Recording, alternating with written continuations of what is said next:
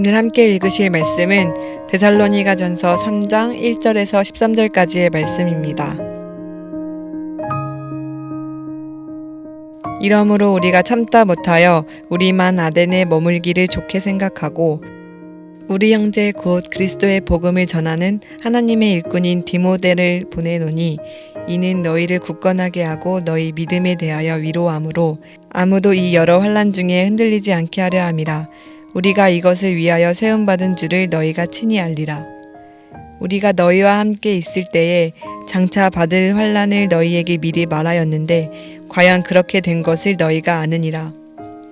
이러므로 나도 참다 못하여 너희 믿음을 알기 위하여 그를 보내었노니 이는 혹 시험하는 자가 너희를 시험하여 우리 수고를 헛되게 할까 함이니 지금은 디모데가 너희에게로부터 와서 너희 믿음과 사랑의 기쁜 소식을 우리에게 전하고 또 너희가 항상 우리를 잘 생각하여 우리가 너희를 간절히 보고자 함과 같이 너희도 우리를 간절히 보고자 한다 하니 이러므로 형제들아 우리가 모든 궁핍과 환난 가운데서 너희 믿음으로 말미암아 너희에게 위로를 받았노라.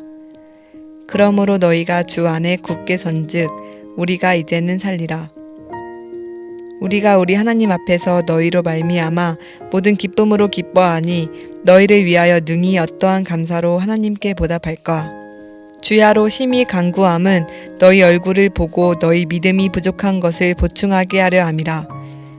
하나님 우리 아버지와 우리 주 예수는 우리 길을 너희에게로 갈 수 있게 하시오며 또 주께서 우리가 너희를 사랑함과 같이 너희도 피차간과 모든 사람에 대한 사랑이 더욱 많아 넘치게 하사 너희 마음을 굳건하게 하시고 우리 주 예수께서 그의 모든 성도와 함께 강림하실 때에 하나님 우리 아버지 앞에서 거룩함에 흠이 없게 하시기를 원하노라. 아멘. 우리는 지금 데살로니가 지역에 세워진 교회에 보낸 바울의 편지 속에 나타난 하나님의 섭리를 배우고 있습니다. 바울은 신라와 함께 데살로니가 지역에서 복음을 전했지만 오랜 시간 머물러 복음을 전하지 못하고 바울과 신라는 유대인들에 의해 추방당하게 됩니다. 복음을 전하는 바울과 신라를 따르던 많은 사람들을 보며 질투한 유대인이 로마에 황제가 있는데도 불구하고 예수라는 자가 진정한 왕이라고 가르친다며 바울과 신라를 몰아세우고 결국 데살로니가에서 추방하게 된 것이었죠. 바울은 데살로니가 지역을 떠났지만 여전히 데살로니가를 그리워하고 걱정하며 관심을 놓지 않았습니다.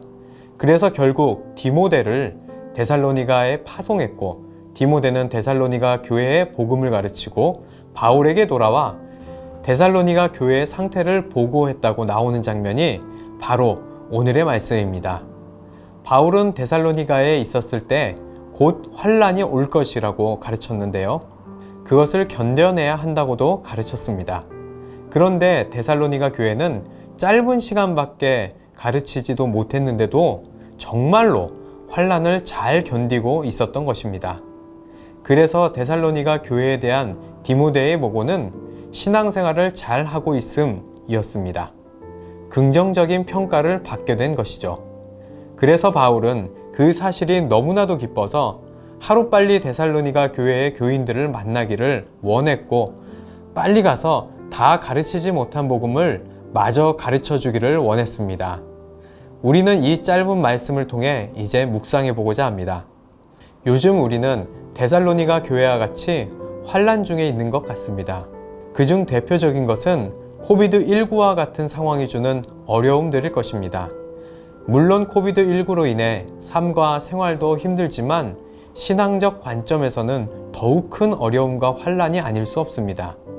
그런 환경 속에서 예수님을 믿는다는 것은 믿음을 지키는 것 자체도 어렵기도 하지만 바울 시대 당시 예수 그리스도를 믿는다는 것이 세상에서 손가락질 받고 추방되어야 하는 핍박이 된 것처럼 반기독교적 정서와 아무리 방역수칙을 잘 지키고 있어도 코비드19 상황에서 예배를 꼭 해야 하냐는 곱지 않은 시선 속에서 예수님을 믿는다고 말하기 쉽지 않은 세상을 살고 있기도 합니다.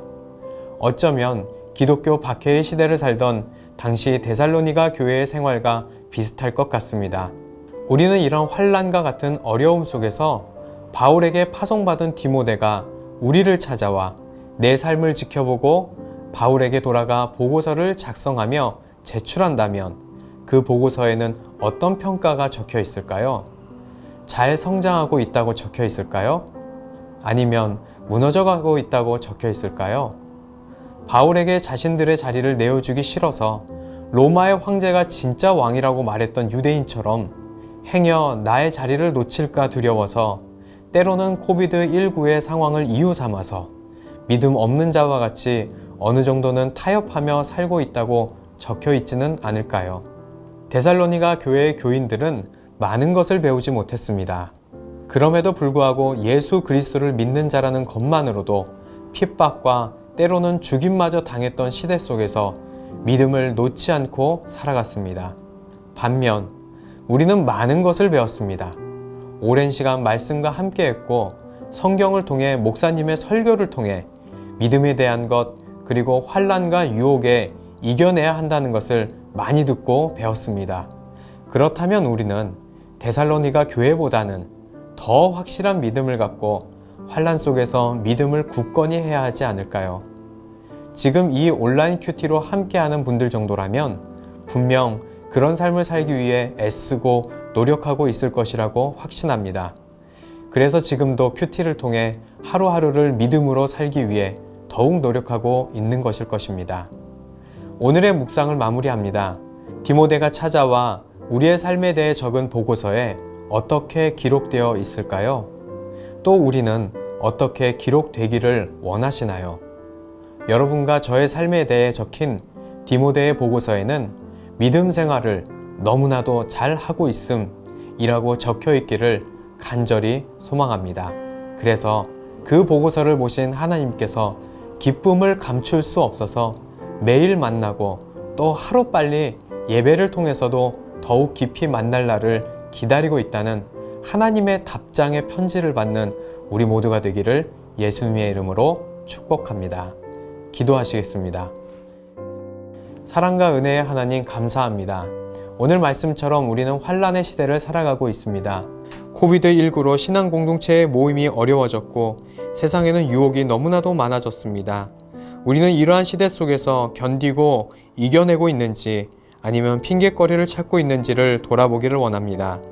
누군가 나의 삶을 기록할 때 믿음의 사람이었기를 소망합니다. 한순간도 흔들린 기록이 없는 사람이기를 소망합니다. 성령님, 우리를 도우셔서 그런 삶을 살아갈 수 있게 하여 주시옵소서. 이 모든 말씀 우리의 소망 되신 예수 그리스도의 이름으로 기도드립니다. 아멘.